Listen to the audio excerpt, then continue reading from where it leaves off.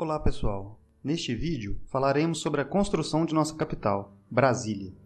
Mas antes, explicaremos um pouco sobre o cenário histórico brasileiro que deu a ideia para a realização de tão suntuosa obra. Juscelino Kubitschek de Oliveira, o JK. Você já deve ter ouvido falar nesse nome. Ele é uma das grandes figuras que marcaram a história recente de nosso país. Muitas pessoas viveram na época e conseguem se lembrar do seu governo como um período de grande esperança no Brasil. JK investiu massivamente na propaganda, tendo seu governo apelidado de Era do Nacional Desenvolvimentismo.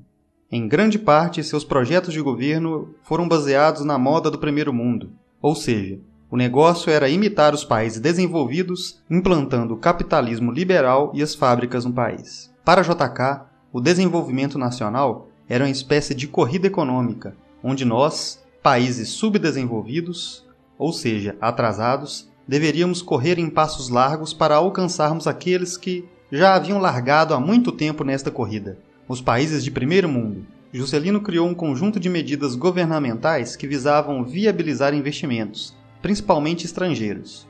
O lema de seu plano de metas era crescer 50 anos em 5. Neste período, devido ao estímulo governamental, dezenas de multinacionais instalaram-se no Brasil e a modernidade era gritada aos quatro ventos. Muita propaganda política era feita para passar a imagem de que o governo era o motor do progresso e da modernização.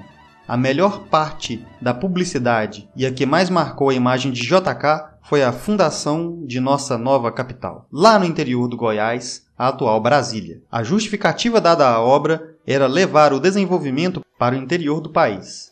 Brasília seria uma propaganda fabulosa de JK, que apareceria como um sujeito ousado, empreendedor, capaz de levar o Brasil ao futuro. Porém, além de promover a integração nacional e o desenvolvimento, uma das intenções políticas que motivaram a construção de Brasília, ou seja, a transferência da capital federal, era o de afastar as questões políticas dos ânimos alvoroçados da população carioca e do Sudeste de forma geral.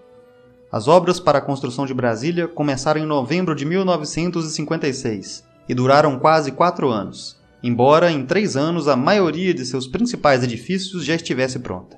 Vieram pessoas de todo o país, especialmente do Nordeste, chamados de candangos, para trabalhar na obra. Brasília custou cerca de $1 bilhão. Este custo extremamente elevado deveu-se em parte à ausência de estradas de ferro e de rodovias bem traçadas para levar o material de construção. A solução foi transportar o material por via aérea, fato que encareceu muito o custo das obras. Algumas técnicas de construção foram importadas de países desenvolvidos, uma tentativa de demonstração desse desenvolvimento que JK propunha. Brasília foi muito bem planejada, contando com os projetos idealizados pelo arquiteto Oscar Niemeyer e o urbanista Lúcio Costa.